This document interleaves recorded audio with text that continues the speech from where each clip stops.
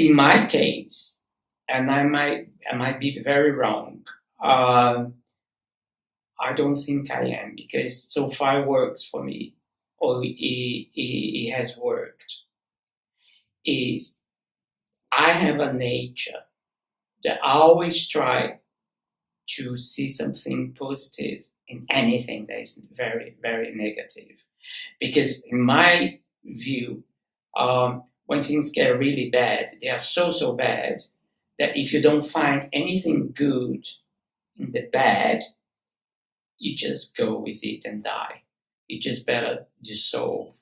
Um, so I think when I realized I was going blind, um, I started to pay attention to the good things of blindness. And people don't think about good things of blindness, because blindness is not a good thing in the first place.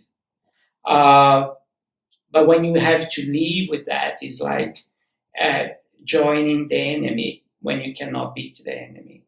So I started, and this is quite interesting, because if I come to think, if I want to think in philosophical terms, I survive with blindness because I can see the beauty of blindness.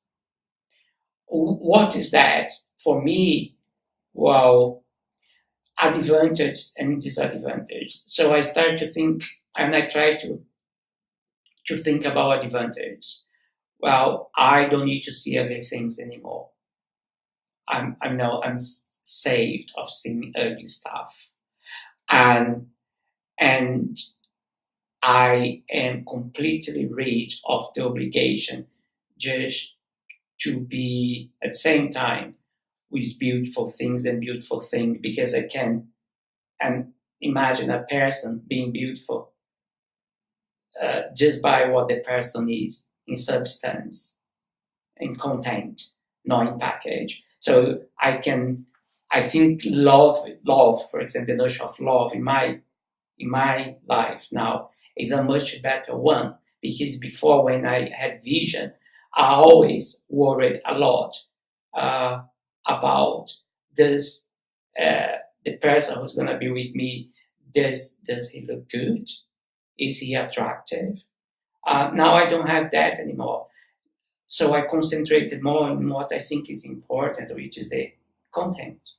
Um, and I think this, if you have to live with blindness, if you realize that in blindness, um, there's some good things too. You can live with that, and I think that's my strategy, probably. I um, I find blindness very cozy at times. For instance, when everybody's going crazy and there's a multitude of images, and in the city, cars up and down, and ambulance lights and police and um, underground, name it. If you don't see all this multitude of images, you somehow are not dragged into uh, the chaos completely. You are part of the chaos, but the chaos is minimized because you're not seeing it. Um, of course, there's the sound and the sound of everything, but you get used to instrument. You get used with too many sounds at time with time, I think. And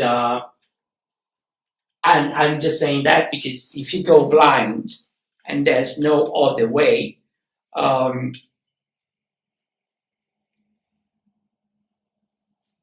if you go blind and there's no other way, you, like my mom said to me once, uh, before she died, she said, it's incredible how you live like that. I said, live like that? What do you mean by live like that? Life just continues for you, doesn't it?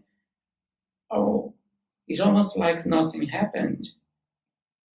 So, well, what I'm gonna do is I'm, I'm, I have no choice, really. It happened. She said, you know why? You live so well. And I thought, why? Because you embrace the blindness. And I stopped. I was thinking, wow, I think she's got a point. Um, and and I just replied, well, yeah, I probably did because I have no choice. So really, going back to the comparison with the philosopher is, I think it's to do with my nature because my nature is always, um, I'm an optimistic by nature, fortunately or unfortunately. So by trying to find positive things out of bad things, um, empowers me, I think, and gives me strength just to keep moving. And I think blindness is that. It might sound a bit crazy, insane, but there's some beautiful things on blindness if you want it to live with it. And that's what I do. I take the beauty and the nice things of blindness and I get rid, or I don't think too much about the bad side of blindness. Healthily, and I enjoyed the life and I had lovely partners and all the rest of it. But then in 2002, I was using some antiretroviral. I want to change to a new one, a new tablet. Um, and the switch from one tablet to the other gave me a very rare reaction, drug, a severe drug reaction, very rare, called Stevens-Johnson syndrome, and toxic epidermal necrolysis syndrome. Um, these reactions, they burn you. It's like your body reads that you're being poisoned and your body decides to kill it, itself by uh, burning your skin tissues from the inside to the outside. So you basically die because your skin comes off your body. And I was severely burned with 30-degree burns, and I lost 60% of the skin in my body. But I survived. All of the skin in my body is new, but the sequels left goes with you sometime for life, I think, because I still have a lot of issues um, with my body, basically the eye, and now I'm lost all the bones in my jaws, and I will have to have all my healthy teeth removed, um, and then I will have to use prostheses for 2 years, then implant bones in part of my jaws, and then I can implant teeth. And this is horrible because I already had 39 eye operations and I had 17 corneal transplants. And I thought, right, the vision's gone now, so I can just move on. I'm free. Well, 6 months later, or I think 12 months later, I start to have this really nagging pain in my jaws, and well, in 2 weeks' time, I'm going to be operated, and they're going to take the whole thing out. But so this is all to do with the syndrome. So I think blindness at this stage became a secondary thing. I paid a lot of attention to visual. I love art. It's not that. I mean, it's just that I have so many other things going with the syndrome uh, at the same time that it almost like feels because the blindness has been with me for a while now.